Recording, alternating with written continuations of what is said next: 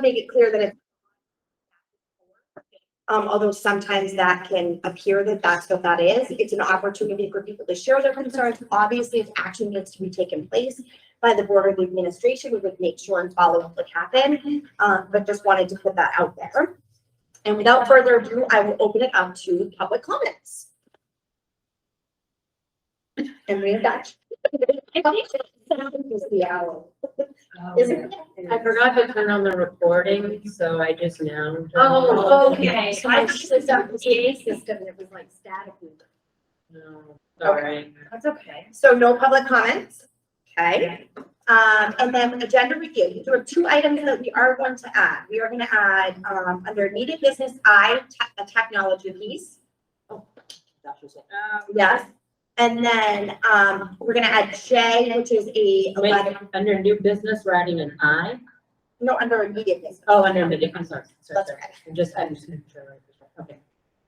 Sorry. And then we're also going to add a J for a letter of resignation. Isn't that under nominations, resignations, retirement? Oh, yeah, let's do it. Just and I talked before, we thought we were going For that. we'll put it there.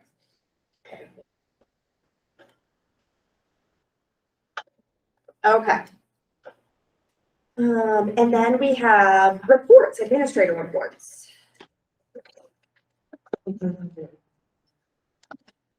lot of awesome stuff happening. I in know. the Town school district. It's pretty amazing. I was like 4, 5, 6 color pages here. Well, it's in 2 months. Report. Yeah. It's still amazing. Okay. Anybody have any questions? No, go ahead.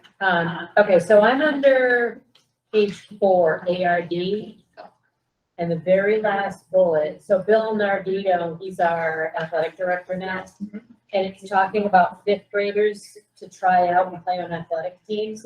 This was a huge issue 7 or 8 years ago, that a parent did want a 5th grade student on one of the teams.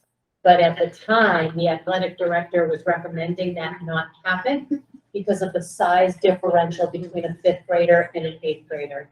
So the concern was that an injury could be more prevalent for a little 5th grader being, whether it's soccer or basketball or whatever. So I just want to make sure that I want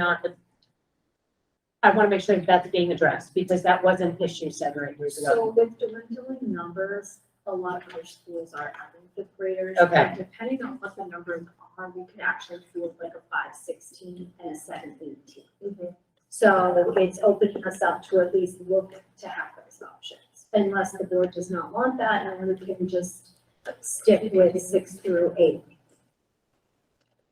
I mean, the parents want their 5th grader to Yep, and play, it gives them so. the ability to feel included in their school environment for next year, obviously, and being over at ARD. And I know the NHIAA did change their regulations as well, so support. Yeah, so what happened So- was the league that we are in really wasn't doing a lot of 5th grade, but over the past several years, the numbers have really gone down. And so in order to field teams, we barely had enough to field the team often. And so we felt like this was a way to at least open it up. In the league that we're in, like the Suncook Valley League, do we know which other of our schools that we compete against are already doing this? I think a lot of them, when Bill looked into it, it was most of them now. Okay, I mean, I can ask the exact teams, but I think Pittsfield is doing it. I believe excellence. Well, I can tell you what we do. Yeah. Fifth graders can do cross-country in the fall and track in the spring. But our basketball team, I know on the girls' side, have 3 or 4 5th graders. They didn't get in very many games, but they were on the team like everybody else last year. I don't know if they're gonna do that for softball, baseball, but I know that right now our sign-up numbers are really low. For Yeah. We can't even find those. So I'm. Yeah, we're on a softball. Yeah, it's going softball then. We have some students who are interested and we've been trying for about a month now to try and find a coach.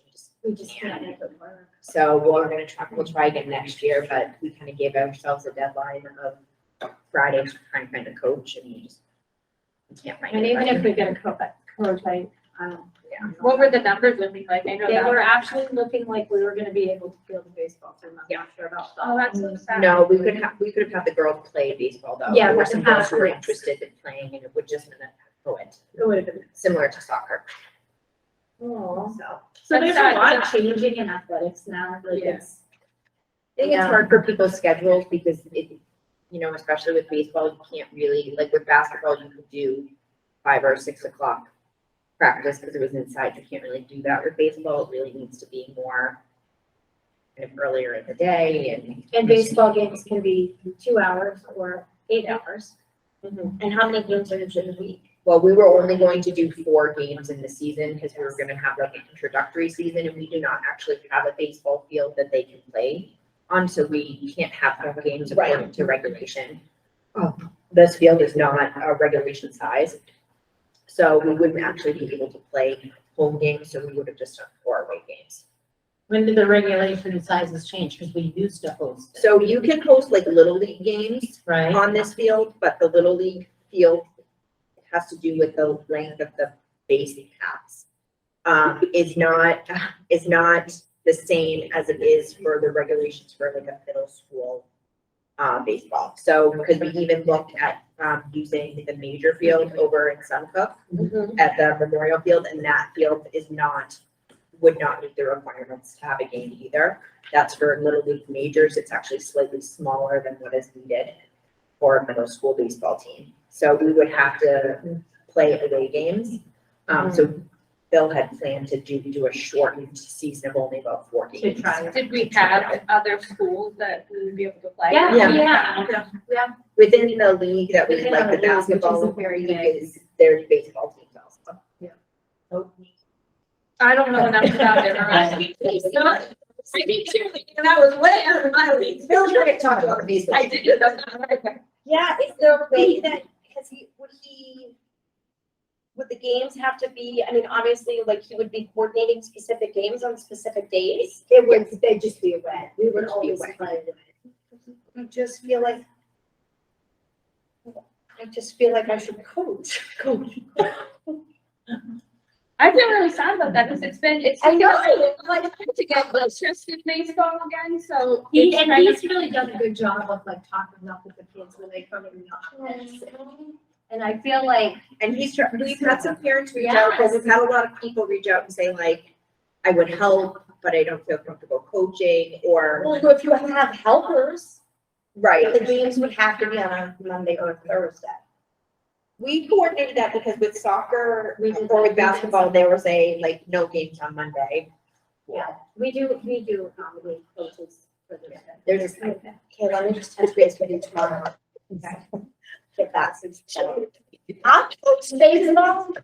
Yeah, over here. First, like, the kids want to play. and Bill said he would go, it's never done. I've never played baseball. I did softball, but it's very, it's so hard. The ball. I think, yeah, I think it's fine. YouTube would show me. So there were some 8th graders who played baseball. Right. And stuff. Yeah, so like they know that. Yeah. It's organized, right? There's an 8th grader who told me he would coach and we would allow him to. And I told him he couldn't coach. Maybe he could help. Okay, I'll be in touch with you. Okay. Well. Okay, so I'm comfortable, I mean, if we asked these questions, I just wanted to make sure to bring it up because it did come before the board, like I said, about 7 or 8 years ago. That was before me, so something. That's all you have. That was, Oh, I only have questions. They're not really intense, but, it's under community AES.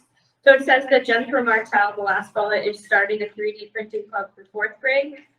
Who do we have doing it now? Is it just gonna be 4th grade or do you have? Yeah, others? so she rotates out, like she did a Lego club, and then because of numbers. Yeah, So she did, I think she did 3D printing last year for 1 through 3. Yeah, 3D And- printing, yeah, it's a Or little, 3 and 4. I think 3 and 4, you really need to do it with, the third grade's kind of like the youngest, because there's some computer programming piece to it. So they really need to be. but do we have it at ARD?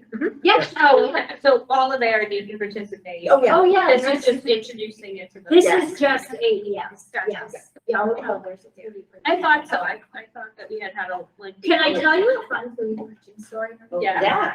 We needed a key for something. And so I took it to Larry, and I said, Larry, Oh my gosh. can you 3D print this key? And he did. That's awesome. Then So we didn't have to buy it. Awesome. Yeah. just. Very good. Oh, yeah, it's just like, it's like a general. Oh, yeah. It was plastic, just right. It's just plastic. Yeah, I think we did one for like a toothpaste dispenser. Yeah. They're totally keys, yeah. Exactly. All I have is glow in the dark. I have a ton of glow in the dark. I said, oh, well, that's fine, that'll be great. It's easier to find. So I thought that was fun. Yeah, those 3D printers are running. It takes a long time, so they're running all the time. And then, they'll also be doing some 3D printing for, the Edge Showcase coming up at the end of the month. They 3D print little houses. Yeah, they do the houses. That's good. Okay, thank you. I thought that. And then the last question I have is under technology. It's under the ASD technology Clever. Is Clever like the system you're using, or is this just a Clever idea? You know, that's the name of That's the it. name of it. And it's so, it alleviates all the steps of logging in for little kids. Okay, so they're just. It's kind of like using it stop to- shop for logging. I got you. It's actually really cool. They use it in Pembroke, so my daughter has one. It's basically like a little QR code. She just holds it up to the camera of her, like her Chromebook, and it logs her into like Everything. Google. So it's just one little thing, and it takes care of. It's really nice. Does everybody have their own QR code? They have like their own little They have a picture. little It's just for them. card, like a little postcard, and a lot of they'll stick it on their backpacks for remote days. Great. All right, very cool. Yes, neat. All right, I didn't have anything else. This was awesome. I know, I always feel sad that everybody, like, online or whatever, can't even see half of the stuff that you guys do. I do post them on Okay. ASD website. Oh, well, I'm glad. Because there's so much happening. Yeah. So many amazing things. Very cool. And I would, I agree and I want to echo just because it's in Shannon's report about the new school, meeting updates.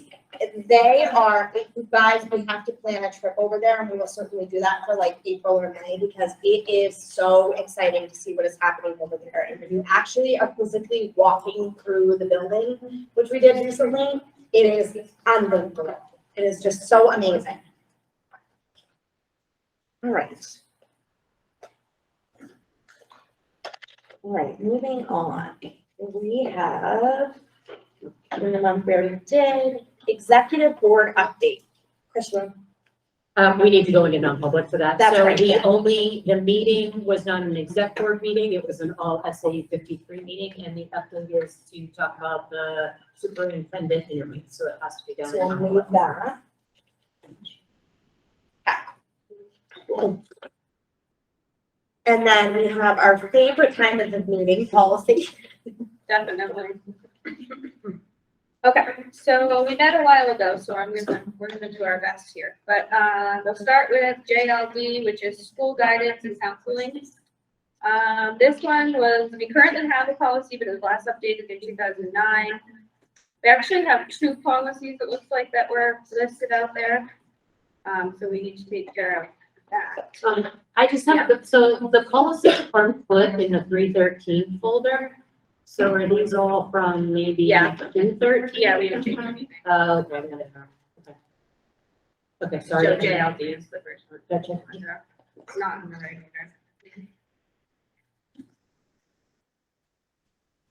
order.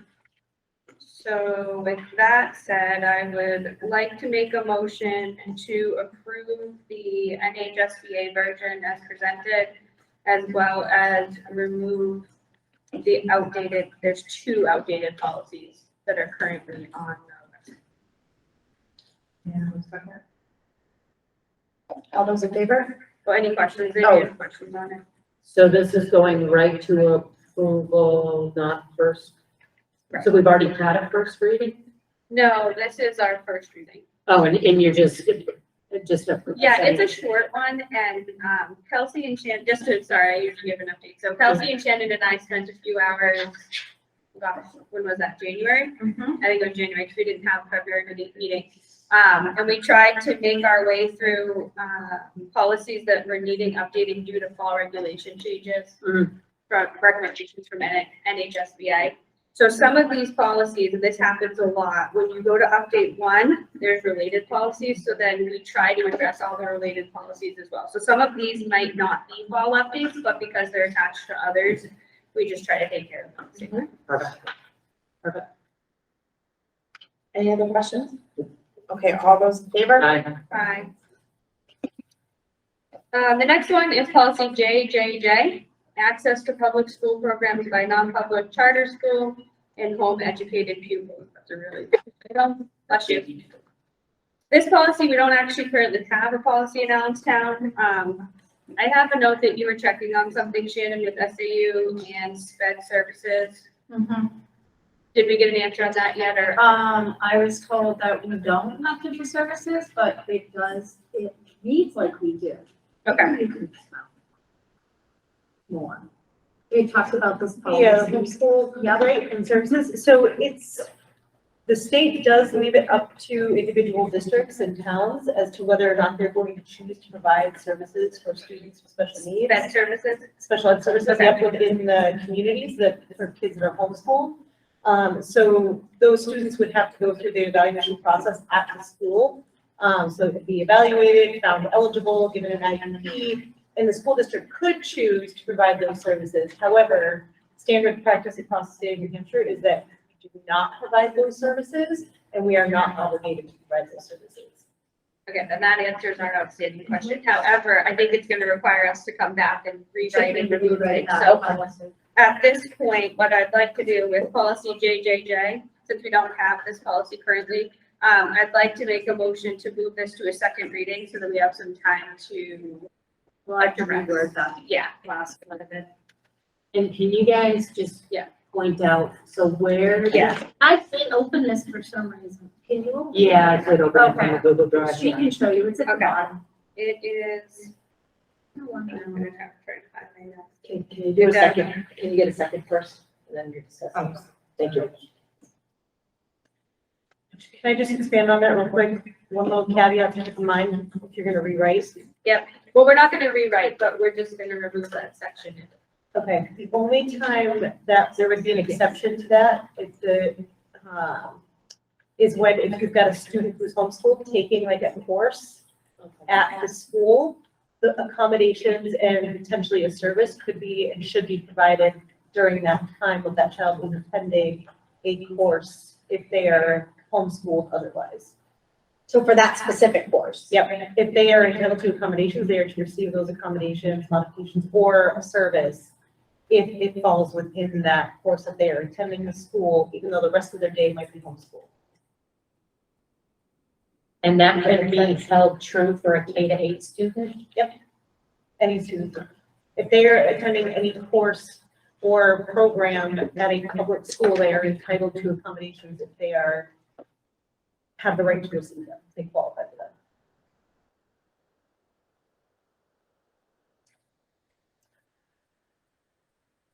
So do they have an IEP in place just for that one class? They could, or 504.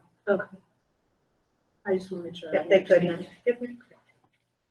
I'm still gonna leave it at a second reading. Yeah. Okay. If we can revisit that.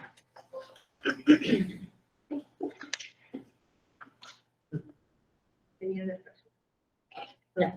All those in favor? Second reading. Oh, second reading, aye. Okay. Next one is JJJ-R. So this one goes with policy JJJ.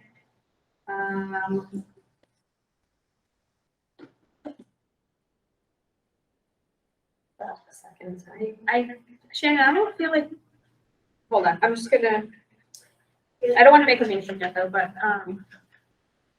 I feel like we were okay with this one actually, regardless of what happened with JJJ. So Okay. this file type isn't supported. Oh, it's a rich text format. Yeah, it's an art. Yeah. Yeah. Can I just make a recommendation? I just feel like from a comfort level, if you guys are gonna look at JJJ, doesn't R, what does the R mean? Not It's like a R. procedure. It's like procedural. Yeah, can you guys just look at both of these together? I just want to be comfortable on the special education services portion. Yeah, I don't think this one talks about SPED specifically. This was transportation related. Which So is- you have to give them books and things like that, but we can, I can make a motion to move, JJJ-R to a second. Thanks. Any discussion?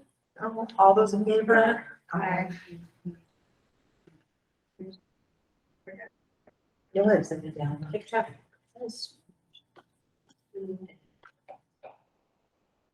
Okay. The next one is JJIB, interscholastic athletics.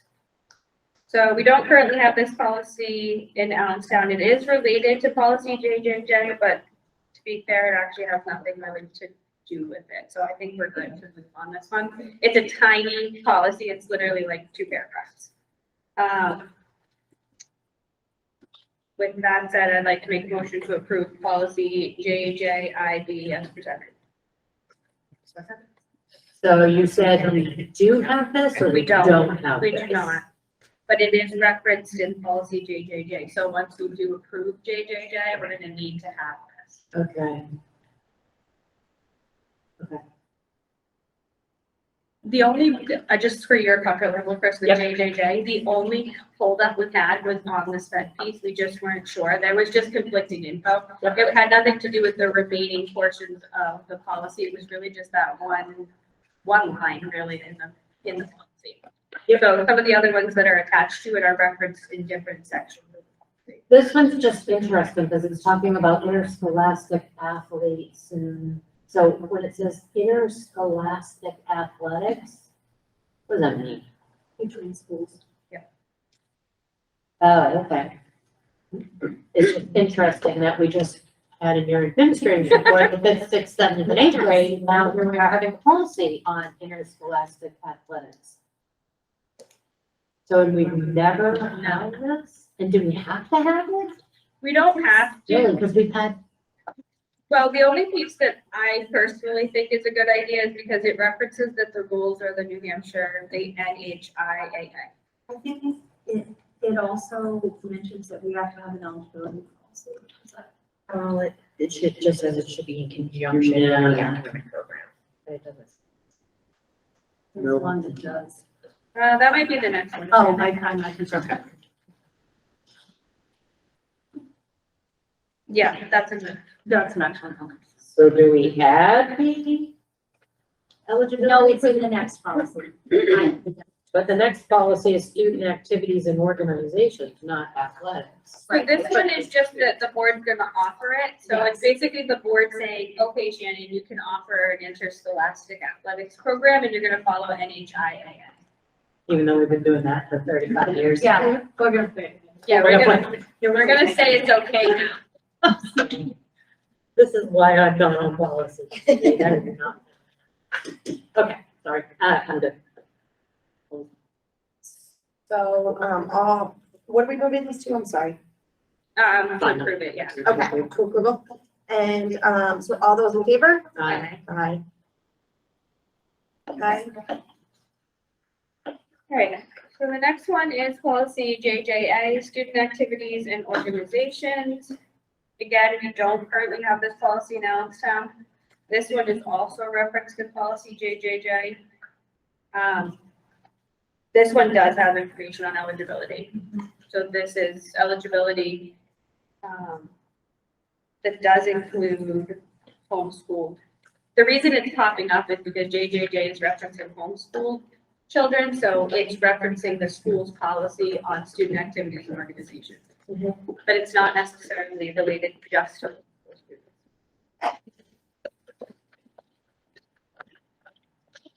This one was good, so I will make the motion to move policy JJA.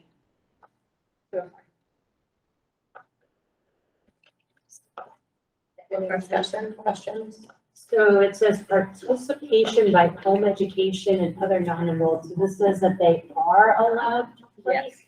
Yes. Okay. But just that they have to meet. The same. The same eligibility. Okay. Yeah, good. Okay, all those in favor? Aye. Aye. All right. Okay, hold on. Yeah. So now I don't have this.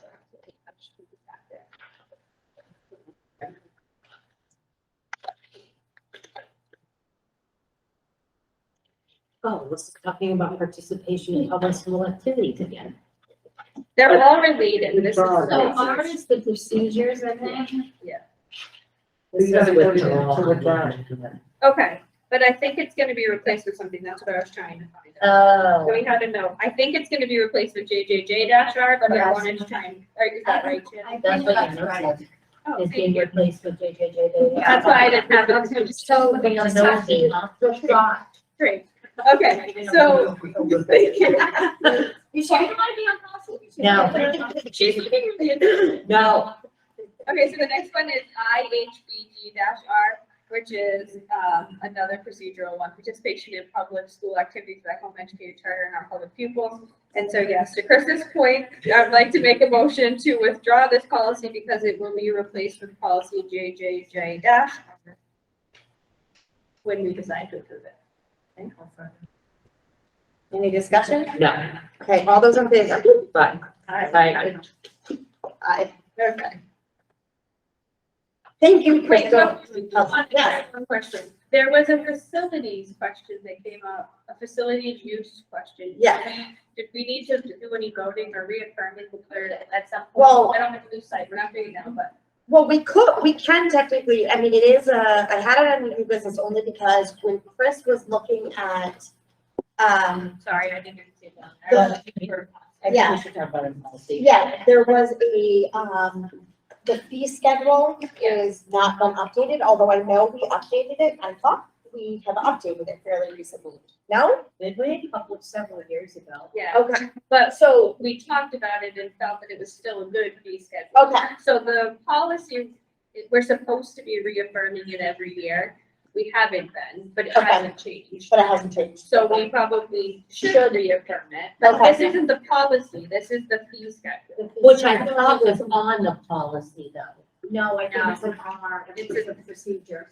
Okay, so just so you know, it's not in alphabetical order, and I tried to get it in alphabetical order, but apparently it's not possible on the Yeah. website because of the way that it's listed. So if you go down a few toggles, you'll So find it's, it. yeah, it's not together with the policy. Yeah, so I asked. So the fee Ashley- schedule is not with the policy. No, if you go to the website, and Ashley just said it's a weird, it's just. Crystal did ask, we tried to get it moved up so it would be with it, but they said we can't. Well, but when I was reading the policy, when the issue came up, hold it on the wrong thing. When I was reading the policy, when this issue came up about, an interest in using the schools, I thought that there was a fee schedule with the policy. They're separate documents because they're supposed to be reaffirmed every year or changed every year, and then you don't wanna have to Oh. revisit your entire policy. Okay. Okay, I just want to make sure then that the fee schedule and the policy really do complement each other, like the policy is not gonna have a different price than. There's no pricing. There's no pricing. No in it. pricing in policy. And that Okay, was I think it just says intentional. that, I think it just says a fee could be charged. Right, we've never really had anybody other than like a community, like athletics league. Right. And because our students are participating in those leagues. We've we never don't charge charged, them. yeah. So I don't think we've ever charged anybody, but we've never had anybody outside of public community group ask. Right. So. Well, and so this particular ask was for a political startup organization. They just wanted to have a meeting place. That is covered in the policy though, and I don't, It's covered only to the extent that, sure, you can use it, you just have to pay. I thought it was okay. So that was the issue, is it did say unless it was for the benefit of students, which as a board, we did say that. But isn't there something in the policy that says if it's for a political purpose or something? No, we explicitly did not say that. The other thing is, I think it also said if you're a nonprofit, we may not charge you. I'm not getting to the case quickly here. And they weren't anything. Right. They were just a group that needed a meeting space. So that was the other So issue. it's KFR is the schedule. Oh, okay. Yeah. KFA. KFA. Facility. So that's the policy. Okay. And if you bump that, hope it doesn't make sense. KFR is the students.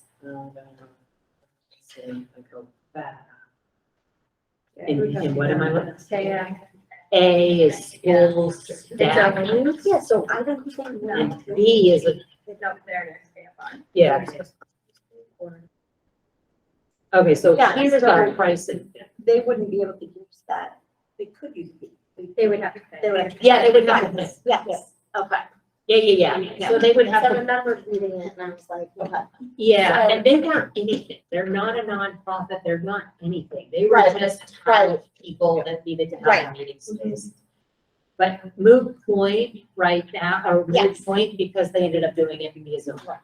And then in the future, I was explaining to someone, I can't remember who, this building's intent, and the town takes it over, is to have meeting space that town residents could Which use. is so, So, yeah, this will be so great. yeah. So should we, so why don't we then reaffirm or plan to reaffirm for our April meeting, The fee the schedule. fee schedule, since we So need to. KFR. Does that, do you want to change it or just? No, just reaffirm, Just- yeah. Well, just because if we have to change it, also new. You're gonna. No, yeah, we feel it's adequate, I mean, we're not looking to, yeah. So just to give a little, background on some of this too, at the time, and I don't know if this is still a thing, but at the time, the gym was being used heavily, and now keep in mind, you also had the after-school and before-school program, so there was a lot of cleaning that needed to be done at the end of the night. But we were seeing very high overtime for the custodians. And so that wasn't something that the school had budgeted for, and the overtime was just going through the roof. And that's why this fee structure was set up that way, is so that obviously if it benefits the kids of Allenstown, we wanted to do everything we could and we would eat the custodial costs, but for other groups, there was, I mean, really, like, there was no other way to compensate them. Right. Yep. So that's where it came from, like, in Right. terms of the numbers and stuff, we were looking at what the overtime costs had been. Again, I know that was a while ago, to Shannon's point, we looked at it quite a while ago, but that's where it came from. I mean, and the fees were determined when we talked about this a while back, so, I mean, I don't think we need anything to change. They're $100. Yeah. And that's if it doesn't. Well, it's $100 for the fee for the gym, and then if there's custodial, there's $100. I think it's. Kitchen is $80. Yeah. But I think that then it was different too, because I think we have custodians later in the building. Now. So, no, we have, because we don't have custodians as late in the building, so basically what we've done is if these community groups want to use our facilities, they have to use it when a custodian is in the building. So we're not paying anybody to come Right. to lock up. Right. If people do not follow meet the expectations, then they are not allowed to. That has happened. So we'll reaffirm this every year, is that what we just said? That's what the policy said, yeah. So that we'll reaffirm this in April. That'll take us to next April, but something to think about is our brand new facility. And are these going to be relevant for a brand new facility? Now, mind you, again, the town is keeping this as a gym. So this is still going to be, a venue that can be utilized by the sports. People are already interested in. Right. Well, No, it's. yeah, so like, Like which, For just the gym. for the gym? Everybody wants the new space? Okay. But the new building or this building? No, Well, the other thing is, I would assume that the town is going to charge for use of this, like, for an example, we have basketball in here. That's been utilizing this, like the Central Athletics program. Right. And so I would assume obviously they would want to use the new building. If they use this building, there would be a charge for the town, from the town. Yeah. But there's none for us, because we. Right, just- exactly, because it benefits our students. Yeah. It's benefits, directly benefits the Yeah, yeah, students of this town. Soccer doesn't pay to use the fields because that's really a community interest field. Yeah. Right. It's kind of hard. It's the same at TRS, like when Central Athletics uses the TRS, you know, in Epsom, we don't pay, you know, we don't need fees because it's directly benefiting the students of our town. So, but yeah, we have to reaffirm it, and then obviously next April, if we need to change things, if anything comes up, we'll be able to change it prior to the start of the next week. Right. And that's what would be open for people anyway, Right. if there's any other, Well, starting to come up in the I meantime. Yeah. Okay. Okay. Everybody's gonna want the shiny, shiny. I mean, that's quite. Okay. When they see those floors, I know. Wood. They don't want any of them. We're gonna have to stop them for these. It'll be so nice for everybody. Okay. And then now we're on to technology. Take the floor. Hi, John. Thanks for having, me in tonight. So you might remember I came back on January 9th and I asked, for money for equipment as we purchased, the upcoming building. And originally, $21,000 was, granted. And to come back, for some reason, there's a need for more. Unfortunately, I did get a number of bids in and, they were a little bit higher than I anticipated. So I'm looking to ask for an additional $9,000, and that would allow us to get whatever we need from all the bids. Did you say 9,000? Yep, 9,000. Thank you. And I just want to make a clarification too. We did motion and approve the 21,000 to expend from the technology trust fund. So I want to make sure that this other 9,000 is coming from the same technology trust fund. So I'd be fine with that. I would let you know that I think at the meeting, it was about 62,000 was currently in the trust. Yep. And I think there is a motion to have their surplus available, to be added in the trust in June. Yep, on the warrant article, there is one to add to the technology. And I remember we were asking about the timing of this too, Josh. So we've got an expenditure report in the drive to talk about tonight, and it's showing a surplus. So I'm trying to remember So the reason. that this was coming out of a trust because it's going to be paid for in July 23. So it's going to come out of the 23-24 budget, Correct. which was not budgeted for this, and that's why we're doing it. That's right, so. Yeah. I am as well. Okay, so I'll make the motion to approve. Is it up to 9, Josh, or it is 9? It would be 9,000. Okay, so I'll make the motion to approve $9,000 to expend from the technology trust fund for the additional switches and power supplies, which would move to the new building. So just to confirm, so the total will be $30,000. Correct, yes. We can include that motion. I'll second. Okay, all those in favor? I have no question. Oh, Sorry, discussion. So Josh, is the RFP done and that 9,000 is solid or? Yeah, the prices came in, they will not wiggle. Okay, They will okay. be looking at. So this truly is the 30, okay. Sorry, that's the only clarifying point I needed. all those in favor? Aye. Aye. Thank you so much, Josh. I have an aside. Yeah.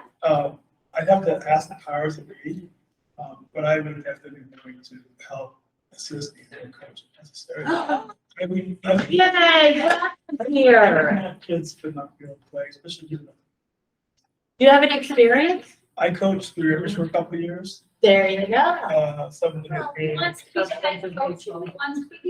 think you should be the head coach and I'll be the assistant. Cause I'm gonna watch YouTube videos. So, if you have coaching experience, I'll be able to help you out, but Yeah, no, I think I so would be- I think that's the powers that be. We could- Oh, I can have Bill Nardino give you a call tomorrow and just kind of talk to you about. I'm gonna what text you him right got. now and tell him to call you. So I have 2 powers that be. That's fine, you ask your powers to speak, he'll just give you some information. well, would you be able to go games, the away games on Monday and on Thursday? Yeah, and I'd be more than happy. Because that's the only So I caveat guess for my me. question is this, if there's a bus, I just typically would take the bus and the bus back with the kids. Yeah. That's how you go. You guys, that's what They the stop coaches at McDonald's. Yeah. That's okay, right. So I just have those are my days off, so that, If Bill knows that he can schedule. yeah, and if there, I mean, that's fine with me. All right, I'm texting him right now, if you guys call. So I just, like I said, I just have to make sure I was. Yeah. Maybe Shannon will have some sway with the powers that be. And Yes. the chair, maybe they need all of us, like. Can you phone this? Because we give encourage riding with other people. Oh, gosh, my husband's gonna be like, you're what? Baseball. No, no. We do have a field to practice on, we can practice here and, Bill, yeah, Bill has talked, to Rosedale and to Sun Club Little League about practicing at the word field. So, And there's only gonna be 4 games. yeah, Is that- yeah, he said about 4, yeah. We can find a way to do it next. Yeah. See, he knows the exact numbers. Should've We'll just spoken out. Just the baseline, that's. I was impressed too, Sarah, that was good. My husband does Sun Club Little League, so he shares a lot of information with me that I clearly am. Sounds like you, yes, exactly, you're absorbing. I'll buy lunch around. Thanks, Beth, I'm really glad you did it. Yeah, thank you so much. Right so long, we got technology. What, if you want to stick around? Yeah. Oh, that's not bad. That's all. All right, Thank you. I'll see you at baseball practice. Okay, next we have, thank you so much, Josh. Next we have, supervisor put check was invoice. It is just, you'll see an email. I lost it, it's right here. There was just an increase in what is in our budget. And so we thought it would be, worthwhile to bring it to the board for the increase. So it looks like the increase was $100, right? I read this up. We have in the budget $500 and we're billed $600.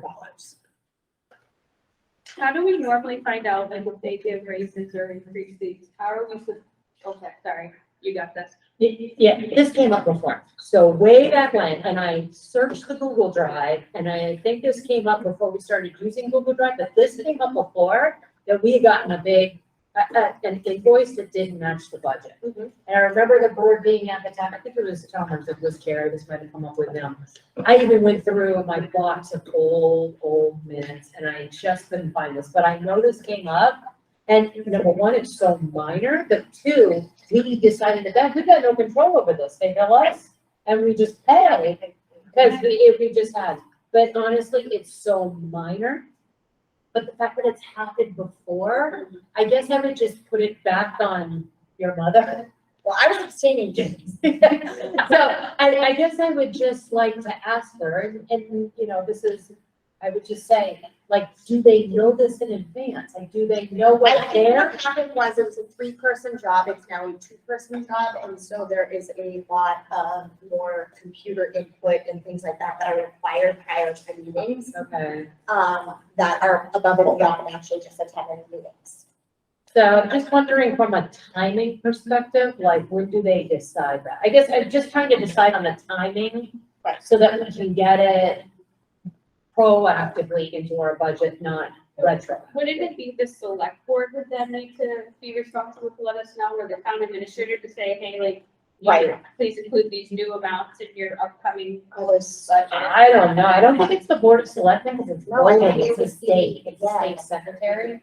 Oh, it's the state thing, not. Yeah, this is a state thing, no, this is not a town thing. So I, Yeah, this is a state thing, so anyway, I'm not gonna belabor it, because it's just some numbers, $100, but I'm just saying, this has come up before. I do remember it, Chris. Yeah, it was like from 2017 Yeah. to 2018, it had come up way back then, so. My guess is it will happen again next year, because we probably budget. oh, right, the difference. Yeah, it will. Because we obviously have 500 hours of extras. budget. So, I mean, it's fine, because it's only $100, but just giving the history that this happens all the time. So, do you, I mean, this is $100, you don't need a motion and a. I guess my concern was, I just wanted to, Amber was asking my input, and I said, well, I certainly didn't want to agree to this, I wanted to bring it forward to the board. Well, I'm just channeling Lander Peter, who always says do a motion at the Yeah. bare minimum, so I'll make the motion to approve the invoice from the supervisors of the checklist for $600. I'll second. Okay, any discussion? No, I mean, if, so when you communicate, I guess is it Amber that's gonna communicate back? Yes, If she could just ask about the timing of this Sure. stuff, and if they could let Yeah. us know. and we will know it will come up again next year. Yeah. obviously, But, Well, next year, yeah, they'll probably do another letter, okay. and all those in favor, I, and I'll abstain. okay. So, if I make a note, I put it in my little budget book. Yeah. Should we split the 8,700 like next year so that we have a little extra time if it comes up again? So like next year, we're gonna have 500 in there, and it's gonna be 600, so when we go to build the budget in For October. the following. For the following year, should. Yeah, maybe have a buffer so we don't have to. Well, I mean, Or you could, I mean, that came up in 2017, it's been obviously several years. so- well, that was, I mean, if I can remember correctly, at that time, they were giving themselves raises, because they hadn't had a raise in like Yeah, I think it was a raise. ever and Yeah. ever and ever and ever, so So, unless they're gonna give themselves raises. right, I think. So 600? Yeah, I mean, that's fine, put in 700. 700? Well, I think I will do my best. to do it. And don't tell anyone that we put in a raise.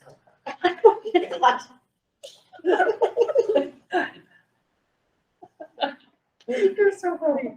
Okay, we have handwriting without tears data review. That could be me. Yeah. So I can't move the TV any closer because it's plugged in over there. Okay. But I'm gonna project it over there because I think that's the easiest way We'll kind to of do turn it. it. And so you'll just have to kind of turn and take a look at it. I'm excited to see this. Okay. So, this came from this really, oh, hold on, now I've forgotten myself. Go back to the beginning. So Heather Morgan, who is our OT for the Allenstown School District, put together this presentation. She has coordinated and really was a very strong advocate for Handwriting Without Tears. And is the reason that we really are implementing this program. So So. she came to the board. Yes, she did, yes. She came to the board last year and talked about it. She was supposed to come to the February meeting, but could not make it here, so, asked us to kind of present some of this data. So I'm gonna go through, she made some little notes for me, to read as I go through. So I'm gonna show the presentation. Shannon and I will try and answer any questions that you have. But if they're more detail orientated, they'll probably have to go to Heather. So this is, part of the program is a beginning of the year, a middle of the year, and an end of the year checkpoints, kind of data points are done within the program. So what you're gonna see is, information that was gathered after the mid-year progress check, which was done by all students in the building. This is just a little bit of some historical information about Handwriting Without Tears. It's a research-based handwriting program that works on meeting developmentally appropriate targets to support lifelong handwriting success. It was started at AES mainly because we were seeing continual issues with illegible handwriting. Heather was getting a lot of feedback from staff about OT concerns and referrals directly related to handwriting. So I'm, teachers coming and saying we're concerned about handwriting concerned about OT because of their handwriting. And this program was started in the 21-22 school year. It is something that is done building wide. It's built into the master schedule. The way that the program works is it really only requires 15 to 20 minutes of instruction per day. This is not a huge chunk of their day, but it is something that is built into everyone's schedule to make sure that everyone gets the information in the curriculum. Screeners are done at the beginning, middle, and end of the school year to assess and monitor progress with the program. And then a review of that data was completed for the program update. She did also come to our school-wide data teams and present this information to the teachers and shares information out to the classroom teachers about where their students are. So the assessments are done within the classroom, and then Heather gathers all that information, scores it, and gives the information back to the teachers. So just a couple of programming highlights. We're just about 2 full years into the program. We've seen amazing progress during that time. One of the things that we're really seeing is that those skills are being retained from year to year. You'll see when we look at some of the data, our students who have had it, like especially our first graders who have full year of it last year and are now in first grade, we're really seeing them retain a lot of those skills. The lessons are fairly short. The students are engaged with them. Part of this program is actually a hands-on component. There are like wooden components to help the younger students like actually form and start to think about some of the forms that you need to create letters.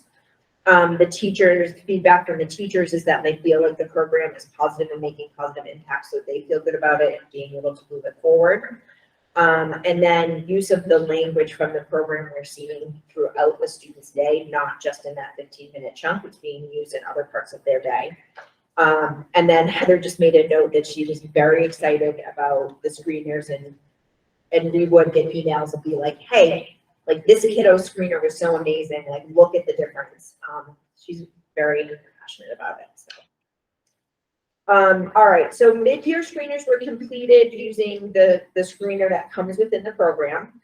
So you're gonna see data from the MOY, which is the middle of the year, the EOY, which is the end of the year screeners. And one of the things that you'll see is that she didn't necessarily compare cohorts just because they hadn't had that instruction. So we're kind of looking at where were our first graders last year compared to this year's current first graders, and are we seeing some progress? All right, so here's your kindergartners. So the red is the national proficiency benchmark, and the blue is the number of our students who are meeting that benchmark, if that makes sense. So if we look at our kindergartners, we will see that we are getting for many of our scores. Can people see it? They're like, I'm gonna. You're gonna what it? She's gonna ban it. Oh, ban it. Okay. So the red is the national norm. So, and then the blue is where our students are compared to that. So where you'll see is that many of our students, above 50% of our students, are meeting or exceeding that national norm. The one area that they're not right now for kindergarten is sentence structure, which is not all that surprising because it's sentence structure in kindergarten, like creating sentences. So this was last year's kindergarten. This is this year's kindergarten. Wow. So if you see, look at the sentence structure of this year's kindergartners, those kiddos are already exceeding the progress of where our students were last year. So we're just seeing that as teachers become more comfortable, as we rolled it out right at the beginning of the year, even with our kindergarten students, we're seeing huge progress on where our kindergartners are compared to where they were last year. So we're at 17% Yeah. last year, 40% this year. Yeah. Line placement, we're like rockets. Yeah. We're above the national Average. Yeah. average. So this is just showing you that even though last year's kindergartners, it was introduced to them, just that more confidence of the teachers, that language being used across the whole building is really making a difference with our kindergartners. I will also say a piece of this, and Heather would probably say too, is the fact that we went from 2 kindergartens last year to 3 this year. Those classes are smaller, some of that instruction is being delivered, in a smaller group setting, which is making a difference. Sarah, I think you said this, but just to be sure, so this is Last This year's is kindergarten last year's versus kindergarten this versus this year's kindergarten. Okay, all right. It's not. Not the same, Two different groups. two different groups of students. All right, so this is our first graders. Again, we're comparing last year's first grade to this year's first grade. Well, and this year's first grade is better than last year's. Yes. second grade. So one of the things that I want to take a note of here is that, so this current year's first graders came in and had a full kindergarten instruction of handwriting without tears, their first introduction to schooling, so they don't have any bad habits that we need to break. They've only got the good habits. And you can look at, We're above the national. we are above the national average in multiple areas. And even in the areas that we're not above, well, we're like 83% of our students in memory recall are meeting or above the standard. So we still saw some good progress last year, but I also want you to note that this first grade from last year, this was end of the year. And this year is middle of the year. Yeah. Right. So our middle of the year first graders have already exceeded our end of the year first graders last year. Amazing. So it's amazing. Yeah, truly. And they love it. The kids They really like it. cannot wait to show you their handwriting. Yeah. It's So awesome. cute. This is our second grade. So, I'm gonna put my high school. right? So this would be last year's second grade, middle of the year to this year's second grade, middle of the year. One of the things that we're seeing and we've kind of talked about with this second grade group is this is truly kind of our COVID kiddos. That these are the kiddos who we saw have had the kind of greatest impact from COVID due to when we were in lockdown, when we were in hybrid and all of that. This seems to be the band of kiddos it has impacted the greatest. So we are not seeing the types of leaps with this group of second graders as we did with some of the other groups. What about the class size? Because I could start Yeah. because we hired our. Yeah, so it would have happened after this mid-year. Yeah. The split. So that's also something to take into consideration. I think we will see better jumps when we see the end of the year. That's not to say that this year's second graders are still above. They're still above where they were, where last year's second graders were, just not those huge leaps that we're seeing with some of the other grade spans. I mean, they really only had half. Right. So like, there's a lot of catch up. Yeah, absolutely. All right, so these are our third graders. So again, this group of third graders, this is data from the end of the year last year, and this is data from the middle of the year this year. You can see that we are seeing that this year's current third graders at the middle of the year are already exceeding where the third graders were at the end of last year. So while this isn't really an exception because at the end of last year, 20% of the third graders were with memory, mid-year we're already at 13%. So it's easy to think that we will exceed that come the end of the year. Right. You'll also notice here that some of the national norms went down a little bit. So for this age level and for this group, the national norms kind of lowered a little bit. Like, because we're seeing the same. Yeah, exactly. Across. Again, still making huge progress. And then our fourth grade students, there is a cursive component to this program, and our fourth grade students are participating in that. You really would see that there would be less of this program in fourth grade, but because we haven't had it for multiple years, they're really getting more of that instruction than a typical fourth grader would get. That also being said, by the time you're in fourth grade, the amount of habits that you've created that are bad habits that take a lot longer to break. Yeah. So what we're seeing here is the end of the year fourth graders here compared to our middle of the year fourth graders this year. So just that one extra year of instruction, having that instruction in third grade has made such a huge difference for our current fourth graders. I also know that in the fourth grade, they're getting to a point where they've moved through some of the program. That program probably will not continue for the full year. They'll get to do some extra bonus work with some person and stuff, just because they will have kind of met their goals in the program. So it's just some amazing data to look at. It's so nice to see some of these programs that, that you guys fund as a school board come in and really make a huge impact. And you can see it, these kids are carrying it over into other areas of their day. They're hearing that language, they're, using it in math, they're using it in their ELA curriculum, these handwriting skills. So just some instructional targets moving forward is just reinforcing the pencil graphs throughout the day. Focus on double lines in younger grades.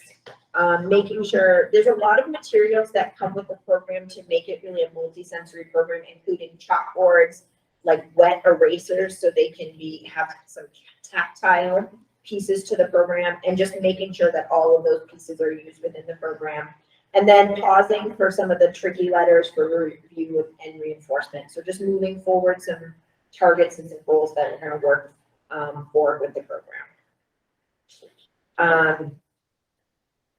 And then this was kind of more for teachers, but there is some resources in this about research that's been done with the program. So I'm happy to share that with you guys if you would like.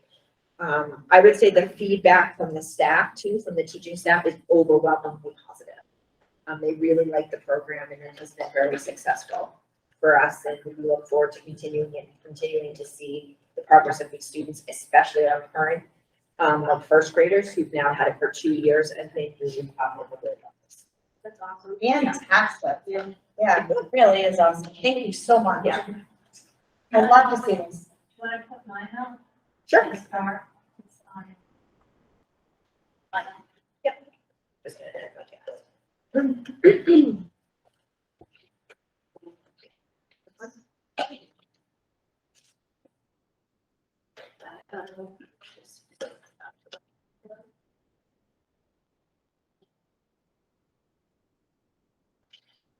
Okay, so here's, You made yours the, little big.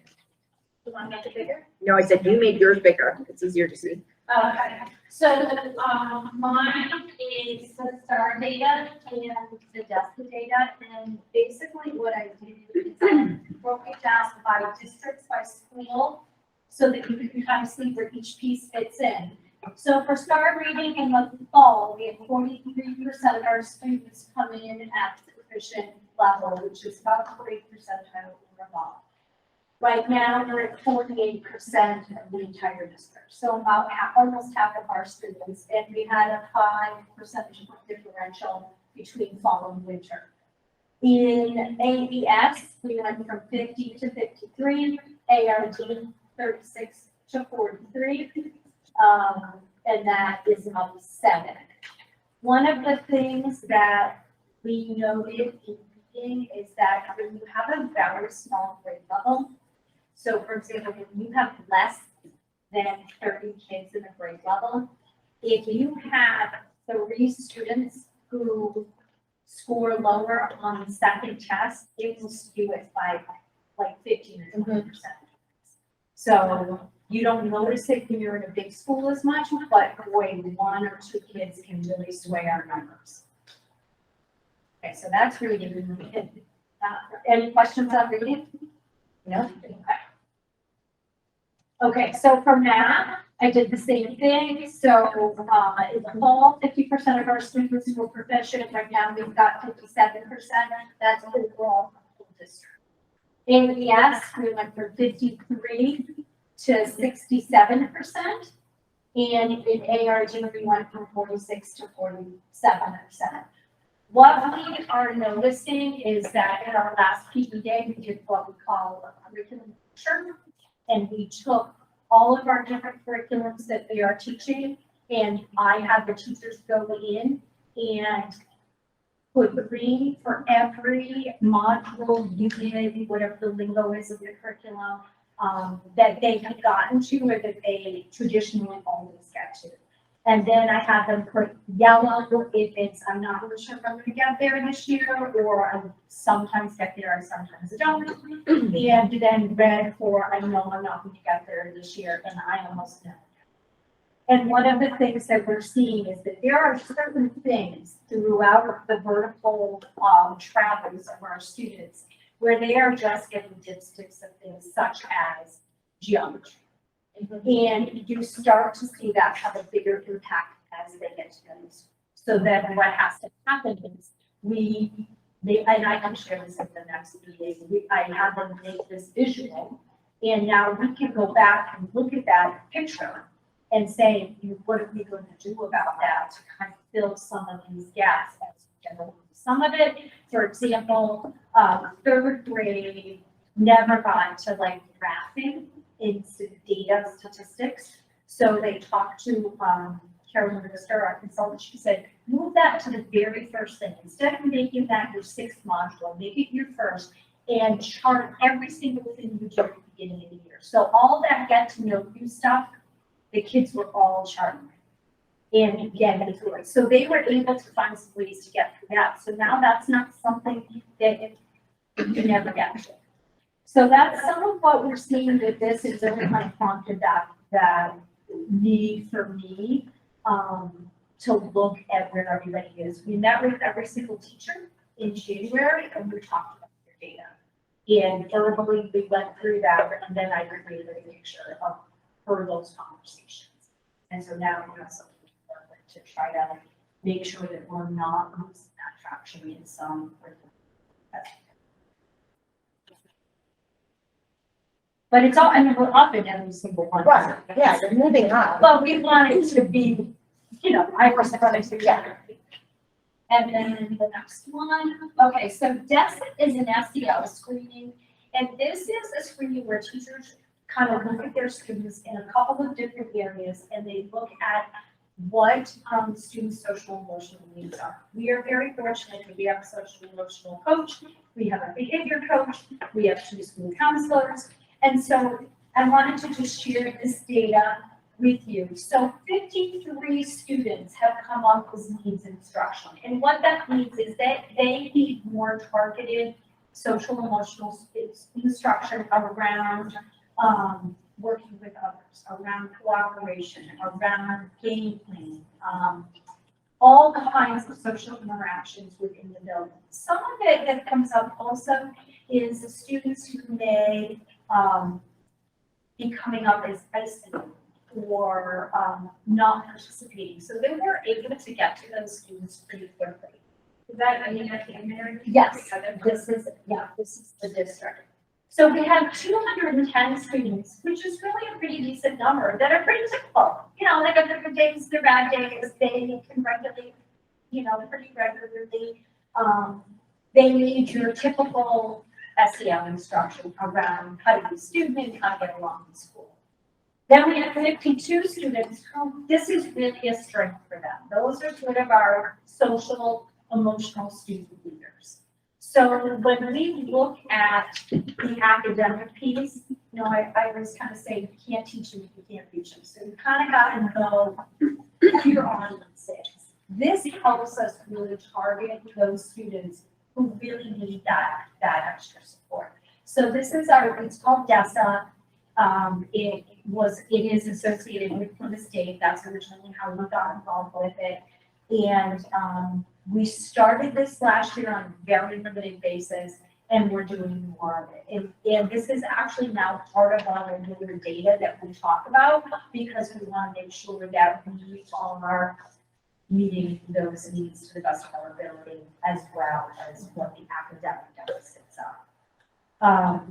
Do you get comparison numbers for this, like for other districts or anything else too? There are other districts, I don't know if they publish their DESA information. What about the other schools in our district?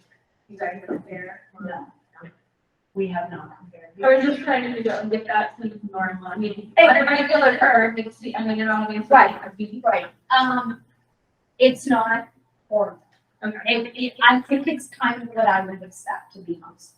What grade is this, Shannon? Because I just added up all 3 of those numbers and I'm getting about 315 students and that seems about So 40 less. Yeah, well, we have movements about kids that may not be moving for whatever.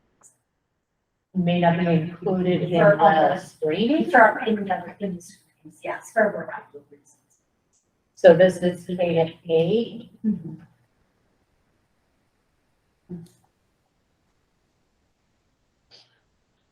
So this is that screening. So one of the other things that we are doing tomorrow on our remote PD day, we are doing One Trusted Adult, which is a partnership between Brooklyn and Laney and the DOE.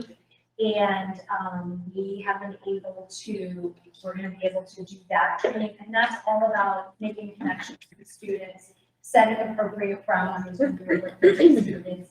And that, we hope will also help with some of this. The parents in the afternoon are doing ASD de-escalation training as well. So we're taking some time to really look at this connections piece. One of the things that I have always done over at ARD is every year, we ask the students to identify who their connections are with, and we ask the teachers to identify who their connections are with, and sometimes it is exact. And every year we end up with a handful of kids. It's actually not very many. Less than 15 students that we cannot identify a connection with. They What does that don't- mean to you, Lastly, on that? They don't feel connected to an adult in the building. And no adult chose them as a student that they felt connected with. And then what we'll do is we talk to our staff, and then the staff pick up those students. It's not a formal, like, we have a meeting with the student, it's not like that, it's just, we pick them up. We want to make sure that our students feel connected, and overall our students. How many years of DESA data do we have? This is just our second year. This is our second year, and last year was very limited. Like this year was the first year I. Last year, we just did like a mid-year screening and an end-of-the-year screening. This year, we're gonna do, there's like we would do 3 screenings. And the screening is like a 7-question, like a quick 7-question thing that the teacher does. Yep. And then it kind of flags. And that's just because a student is, like, comes up as needing instruction, it doesn't necessarily mean, it just means that we should give them a little bit more support and look at those areas, so. Well, where I'm going with this is once the ESSER funds are gone and we have no grants, I mean, we've been kind of chatting offline about this, that we have these behavior coaches and we've got some of these other grant funded positions that we feel are absolutely necessary. And so the current concern is, how are we going to put these in the budget when the grants are done? But if you guys couldn't, so that's why I was asking about the trends. If we've got the trends to show that our staff in-house have, really helped the social and emotional learning, I mean, that's what's going to help the future school board put these positions in the So budget. we have the behavior coach in the budget. We also have 2 full-time counselors. So I think part of our vision for those positions is to help us onboard some of this stuff and get it firmly in place so that when those funds begin to dry up, we have people already in-house who are able to just pick it up. Okay, And I think that that's what we're working on right now. okay. Through the grants, we also have the option to fund some of those behavioral supports. If that's what we end up identifying as further areas of need. I will give that with the caveat that something else would probably have to come out of the grants in order to support positions. But it is possible that we could, at least in some capacity, continue some of those supports. Thank you both. Exciting. Those are exciting numbers. Yes, it is always good to see growth, and I love it. All right, now we're moving on to year-to-date budget review. So I had Amber, just to give you a little backstory to the board. So I had Amber pull this just to kind of see where we're gonna lie as far as what we might be looking at with potential surplus, because as you know, with the new building coming, there are some things that we will need to purchase out of surplus, and I didn't know if it was looking or trending like last year, or if and she felt that we were in decent shape to start, kind of exploring some options, and I know that Shannon is kind of on that as far as what we will need for the new school, and we're prepared with talking about that as it nears, and obviously invoices and all of those things to make sure that we purchase orders and all of those things to make sure we fulfill that obligation. So we are looking at a decent surplus again this year. Amber is fairly confident that obviously this can change, as we know, certainly. But she feels like we will definitely end up with a surplus to be able to utilize for the new building. It may not be this high, it could be higher, it will depend, obviously. So I have asked her to prepare this for our April meeting as well. And we really need to start diving into this with our May meeting so that we can finalize in June, because as you know, that June 30th date comes up really quick. Questions, concerns, anything? Go ahead. So, I mean, because as a board, we're supposed to be looking at this anyway, and part of the school board's responsibility is the budget and budget overview. So one of the things that caught my eye as a concern is on page 21, the special education transportation. And the only reason why I bring it up is one of our sister districts is having issues with special education transportation being so high. So I'm just wanting to ask, and I don't need answers tonight, but I would like maybe for the next meeting, because Michael, I'm just kind of like lobbing this out now, but again, page 21, special education transportation, we're already 148,000 over for the AES line, and understood that it could be the student is now over at ARD, but it's not a one-for-one wash. If I were to add the deficit on the ABS line to the surplus on the ASD line. So this line is concerning me. Yeah, so I mean, Jess can probably speak to it as well, because if all the transportation gets coordinated at the SAU level. Okay. But what we found is that there's definitely a shortage of drivers. It's been taking an exceptional long time to find the transportation. And then when we do, we're kind of at the mercy of what they're charging. And it has been increased quite a bit over what we've seen in the past. So we didn't necessarily anticipate the rates. So we might have anticipated the transportation being needed. Yeah. But not necessarily the rates that were being charged in some instances. Okay. So just to give you an idea on those rates, a lot of our bigger, we should step back, our bigger transportation companies, so like Durham, Dale, things like that, don't have drivers for us. They do not have, we don't have the option to get specialized transportation from them because it's not available to them. And so what we've had to do is contract out these providers who are popping up, these independent companies. And there's been a few of them that have popped up this year. And I would say there's probably about 6 that we have on our docket to call when we've got a kid come in that needs transportation. SAU 53Y, Jess. Yeah, like 6 companies that are our go-to to reach out because they're the ones who have availability, or maybe not. These companies are charging anywhere from $400 to $600 a day for transportation. And sometimes it's an option to double up with kids. Sometimes it's not an option due to safety concerns or location. But anywhere from $400 to $600 a day is where every single company is at. And closer to the 6. And so previously you're saying you were able to contract with Durham and Dale and. It wasn't as difficult. Yep. Just like the market everywhere, there's employees that start there. You're not taking these roles.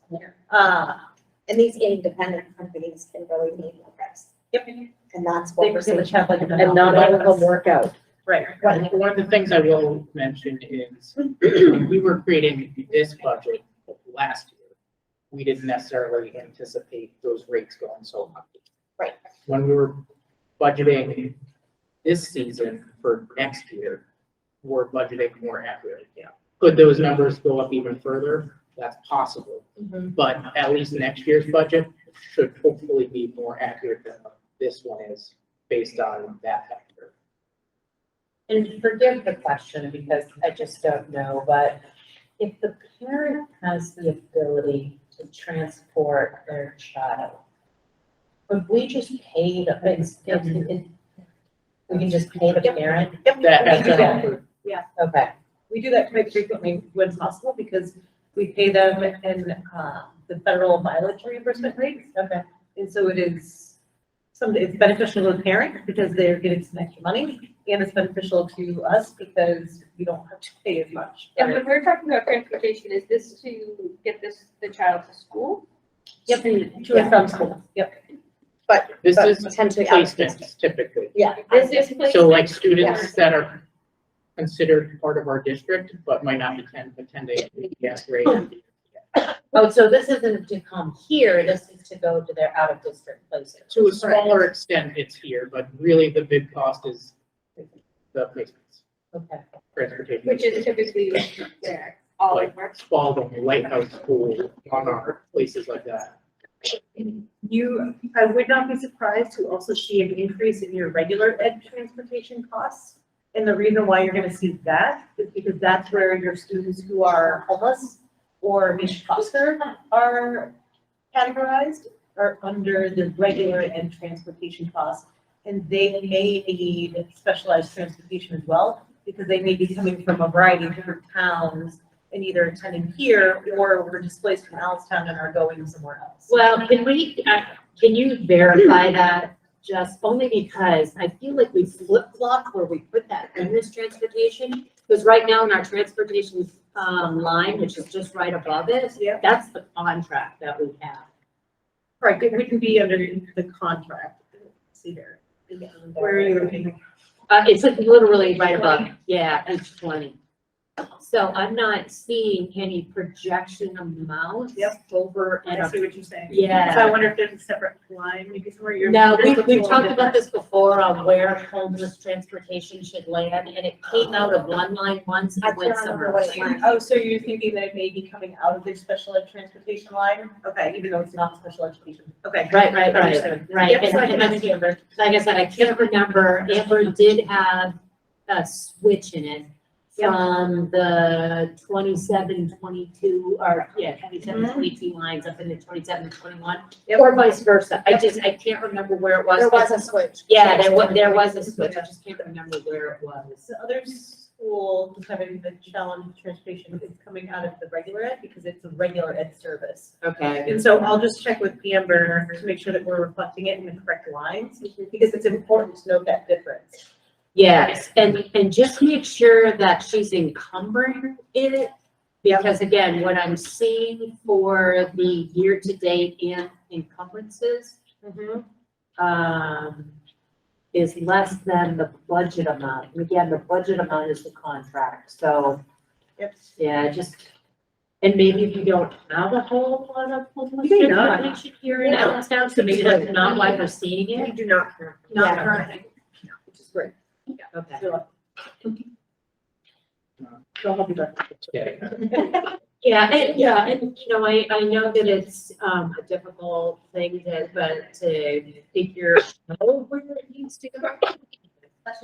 All right, so I guess I'm good with the answer then. I don't think we have any follow-up for the next meeting, Mike, based on what you were saying, that it's just the rates that we're being charged. or Right. just- And it's good to know that we're prepared for that next year, Yes, or, you know. yes, and tentatively again, prepare. it is possible that the rates go Right. further, but Right, of course. we always build in a little bit of a expected increase. So hopefully that expected increase is in line with what it actually comes out to be. Well, the other thing that we have going for us here in Allenstown is our trust fund. So our special education trust fund, I think, is up to $225,000 right now. And so transportation, I have to look at the trust fund purpose. But if I believe we it can. got into an egregious situation, we've got our trust fund. Yeah, because anything related to special education for kids. We can utilize it. Yeah, where it's. And we'll actually go into more. Yeah, we're gonna have some more going into that point. It's just, again, and kudos to the board that we've really put a lot I in know. here, so that when I saw this on the report, I was concerned, but not overly, knowing we've got our trust funds. But we're still doing well from an overall surplus percentage.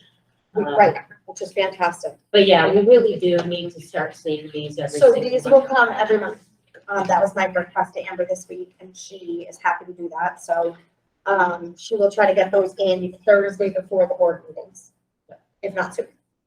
And then just, I mean, we've talked about this before, but you know, for Kelsey's perspective, like, we don't really look at these in October and November because the year-to-date encumbrances still have a long way to go. So it's not until we cross over into the January, February, March months that it's really been the time for the board to start reviewing. It's regularly.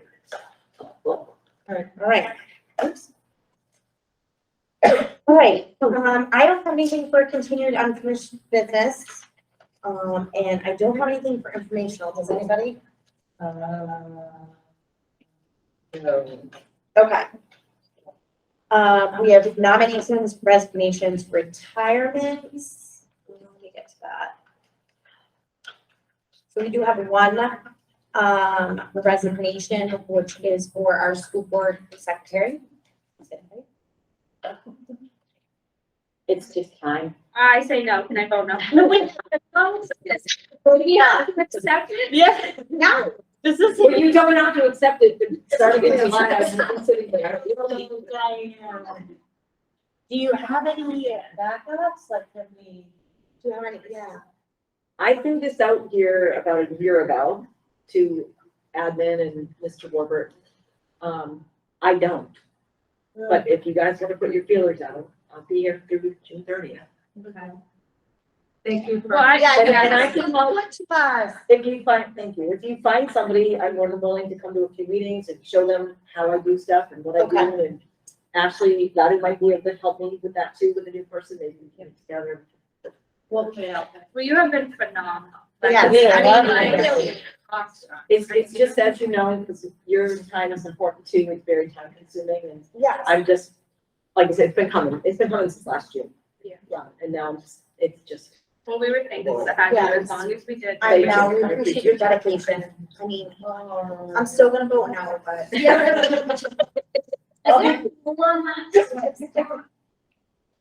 No, staff did it before. Yeah, oh, they did, yeah. and in Epsom, before I started doing it, it was one of the teachers. Okay, And it's a stipend position. Yeah. So, okay. We'll put it out and see what we can do. It'd be nice if someone could work with you Yeah. before. Well, begrudgingly, we'll make the motion to accept the school board secretary resignation effective June 30th, 2020. I'll second. Any discussion? Thanks, Diane. You have been so big help, super big help. And all those in favor? Bye. Sad. All right, and now we're going to, we do need a non-public. Under C. So, let's see, it is, so I'm gonna need a motion to go into non-public at 7:43. So moved. I'll second. All those in Aye. Sylvia. And I already talked to Jessica, she doesn't think there could be any promotions after, so she's gonna take notes and get them for you guys with that. All right. We're gonna call, hopefully it's only still running. Hopefully it's for them. Oh, Is there anyone? no. You're gonna say. Yeah, I'm gonna do it. So you gotta make this be, I just wanna make sure I'm there. Oh, yeah. So I have. And these guys are staying? I'm staying here. Have a good night. Thank you. Steve, Steve, March, all of the above. Thank you, you too. Okay. I did, people did ask if we could go to the